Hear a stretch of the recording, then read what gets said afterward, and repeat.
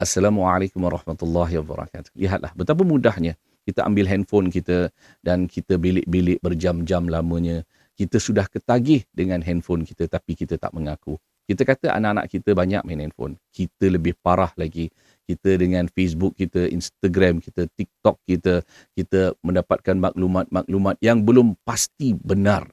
Dan kemudian kita ceritakan gosip-gosip, kau tengok tak, kau tengok tak. Dan kemudian kita mendapatkan dosa tanpa kita sedari. Kita tidak mulakan dengan bismillah, kita memegang handphone kita sebagai contoh, kita tak berdoa kepada Allah, ya Allah berilah aku ilmu yang bermanfaat.